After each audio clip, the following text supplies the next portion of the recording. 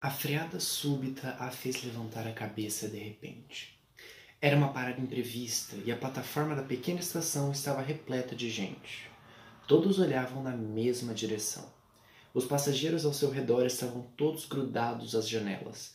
Dagny se levantou de um salto, correu para fora do vagão para a plataforma, onde um vento frio soprava. Antes mesmo que ela visse, antes que seu grito interrompesse as vozes da multidão, já sabia o que ia ver. Por uma fenda entre as montanhas, iluminando o céu, projetando uma forte luz sobre o telhado e as paredes da estação, o morro da Petróleo Viat era uma cortina de fogo. Mais tarde, quando lhe disseram que Elis Viat havia desaparecido, deixando apenas uma placa pregada ao pé do morro, e quando viu o que ele escrevera na placa, Dagny teve a sensação de que quase previra aquelas palavras. Deixo tudo tal como encontrei. Tomem, é de vocês. Ayn Rand, A Revolta de Atlas. Ayn Rand foi uma mulher que fugiu logo em sua infância da Revolução Russa de 1917 e se abrigou nos Estados Unidos anos depois. Defensora ferrenha da liberdade, pode-se dizer que foi uma filósofa das mais incríveis do século passado. Em 1957, ela escreveu esse livro, A Revolta de Atlas, que em inglês a tradução mais literal seria como O Chacoalhar de Ombros de Atlas, no qual ela sintetizou de uma maneira muito bem feita a sua filosofia dentro de um romance meio ficção de 1215 páginas. Virou, sem dúvida alguma, o meu livro favorito que eu já li até hoje, de tão maravilhosa que é a escrita dessa autora. Mas do que então se trata esse livro? Do que se trata a Revolta de Atlas? Do que se trata a filosofia da Ayn Rand? Ayn Rand, antes de tudo, era uma defensora contumaz da liberdade, da individualidade, da racionalidade, da mente, da justiça, do amor próprio e da moralidade. O título do livro, ele faz uma alusão ao conteúdo dele. Atlas foi condenado a carregar o mundo em seus ombros. Por isso, a revolta de Atlas, o chacoalhar de ombros de Atlas, seria um momento em que ele resolve que ele não vai mais fazer isso. Que ele não vai mais levar o mundo inteiro em seus ombros, e sim dar uma chacoalhada, se revoltar contra aqueles que estão sobre ele. Esse livro, então, ele está inserido num cenário nos Estados Unidos, no qual começam a desaparecer de maneira suspeita e inédita as maiores mentes daquele país. Sejam elas empresários, inventores, engenheiros, artistas, cientistas, todos aqueles que tinham, então, como ela defendia, mente, que tinham racionalidade, que tinham em sua vida a vontade de trabalhar, de criar, enriquecer, foram sumindo. Quanto mais o governo da época ia atrás de tentar pressionar essas pessoas, regulá-las, estabelecer o que cada um podia ou não fazer, que produtos podiam ou não ser produzidos, o que você podia ou não comer, produzir, transportar, viver, mais essas pessoas iam sumindo. E quanto mais elas iam sumindo, o país afundava no caos, na miséria e retroagia a quase uma época pré-civilizatória. Porém, o livro Revolta de Atlas, Ayn Rand, não é uma crítica puramente ao Estado. O livro faz uma crítica à sociedade como um todo, que enxerga na razão algo ruim, que enxerga na produção algo deplorável, que enxerga no dinheiro algo mau. Aqueles que pregam que não há nada mais irracional do que a razão, que nós não somos nada, que o mundo vai mal por causa da ganância de alguns. E Ayn Rand consegue sintetizar, de certa forma, o que para ela seria o mal no mundo, o que para ela seria o pensamento e o ideal que estava levando todo o mundo para o buraco, entre várias aspas, desprezando a racionalidade, desprezando tudo que seria bom mais ou menos nesse trecho e nessa fala. Meu pai era um homem mau que só pensava em negócios. Não tinha tempo para amar, só ganhar dinheiro.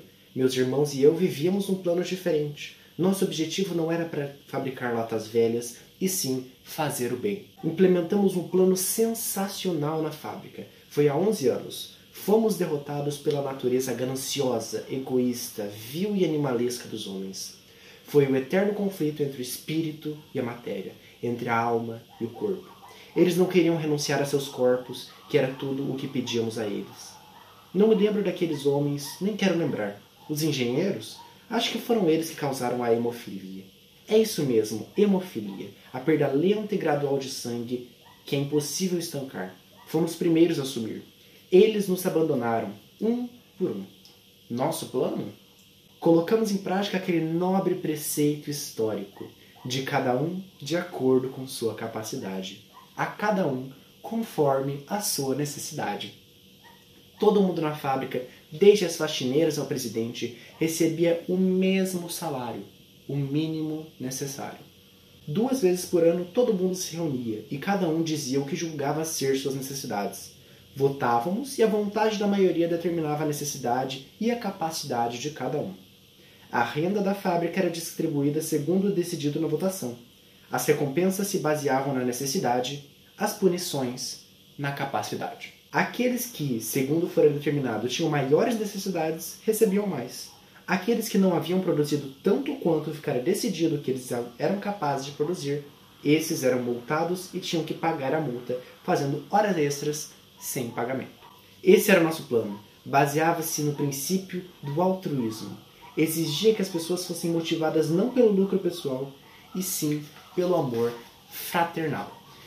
E a reação a essa ideia que Ayn Rand tinha podia ser resumida mais ou menos no pensamento que a personagem principal, Dagny, teve ao ouvir essas falas.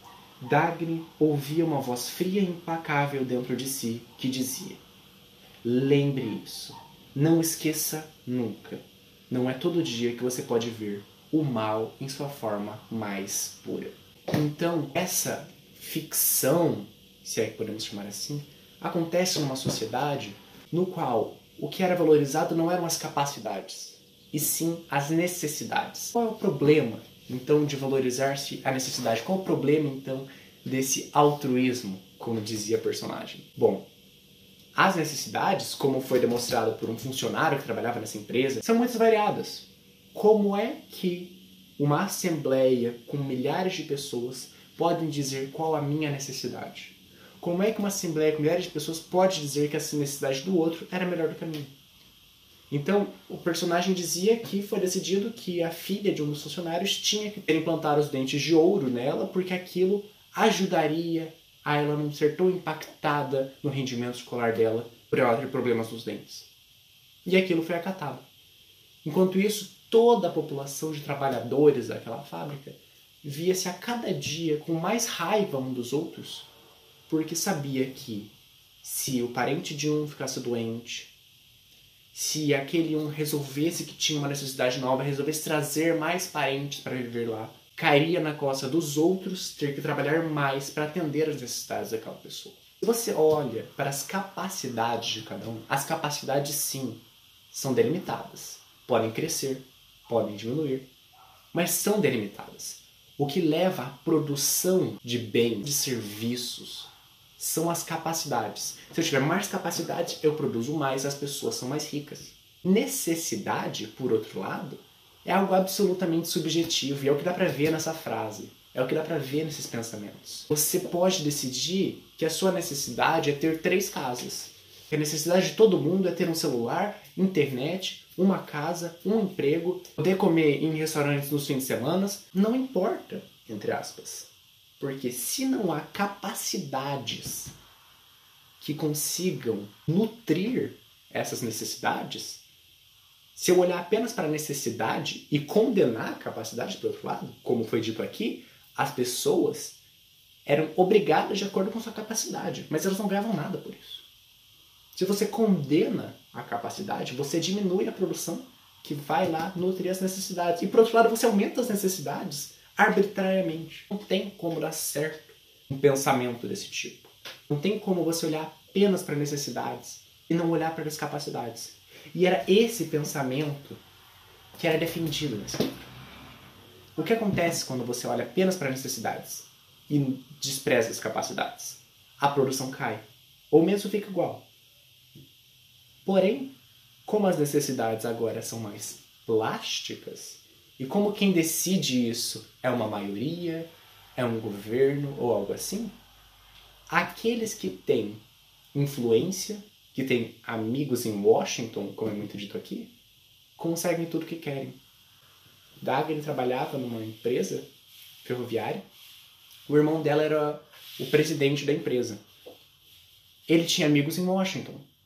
Enquanto todos passavam por racionamento e todos os arranha-céus de Nova York tiveram que limitar até que andar o elevador podia subir para não gastar tanta energia, a Taggart Transcontinental, que era a empresa dele, podia inteira ter elevador porque ele tinha uma aprovação de necessidade pelo governo. Enquanto a população passava fome, eram enviados vagões para projetos de amigos do governo. Enquanto o trigo produzido numa parte do país apodrecia por falta de transporte. Enquanto as minas desabavam, os prédios caíam por falta de metal, você tinha tacos de golfe usando os melhores metais. Você tinha torradeiras com os melhores metais. Porque o governo definiu que todas as empresas deveriam ter o mesmo acesso àquele metal novo. Herndon, que é um outro personagem, inventou um metal, demorou 10 anos para inventá-lo e quase não conseguiu utilizar esse metal porque toda a sociedade falava que era um metal ruim. Mas ele não era ruim por ter características físicas ruins. Ele era ruim socialmente. Porque quando você lançasse aquele metal no mercado, as outras empresas de aço não teriam como competir com ele. Nesse livro, o governo estabelecia que cada empresa poderia produzir um máximo de quantidade para não matar a concorrência. Chega um momento em que é criada uma lei na qual é proibida a invenção de novas coisas. Ou seja, toda capacidade, toda mente, toda racionalidade é controlada, é desprezada pelo governo e pela sociedade nessa ficção. Tudo isso em busca de uma segurança e de uma estabilidade. Mas, as análises, eu já falei algo do tipo, como na Apegados ou na comunicação não violenta, a vida não é estável. A vida não é segura. E quando você busca a segurança, não para você, mas para impor aos outros a segurança e a estabilidade, você mata a inovação, você mata a racionalidade, você mata a criação e você mata o desenvolvimento. Nesse livro, as pessoas voltam a cozinhar fornos a lenha, porque não existe mais produção de petróleo. Porque, como eu li no começo da análise, o governo tentou de toda forma acabar com a produção de petróleo de uma empresa que tinha lá, com a desculpa de que ela praticava concorrência desleal com os outros. E daí a Ayn Rand lança, então, através do personagem John Galt, a indagação.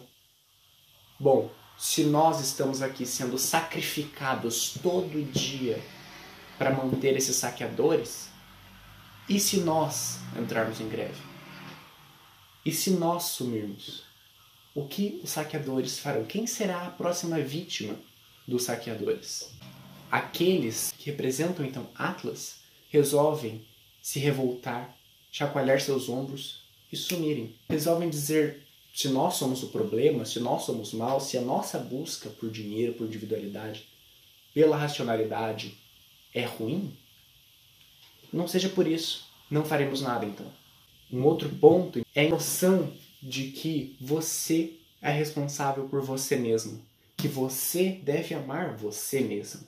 Não existem noções de o que é melhor ou não para a sociedade, para os outros, ou fazer as coisas pensando nos outros apenas.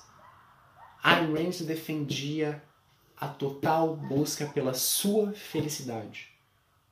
Defendia que seus esforços, que sua mente, que sua racionalidade, que seu trabalho tenha como objetivo você, seus esforços e tudo o que deles prover deve ser seu, segundo Ayn Rand. E assim eu finalizo. Eu posso garantir que eu não consegui explorar nem 2% do que é esse livro maravilhoso. Eu indico muito, muito mesmo para todos que leiam esse livro. É um livro, como eu disse, ele é fácil de ler. Ele é demorado, mas ele é fácil de ler e ele é absolutamente envolvente. Por isso ele é fácil de ler. Ele não é uma escrita filosófica estranha. Não, ele é um livro de romance, com ficção. E ele é escrito de uma maneira que te prende.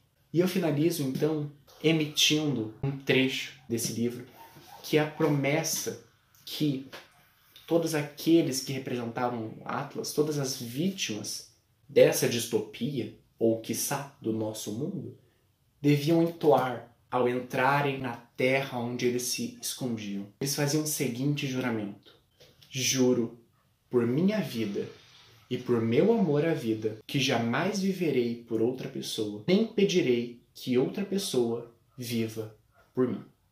E assim eu finalizo essa análise literária.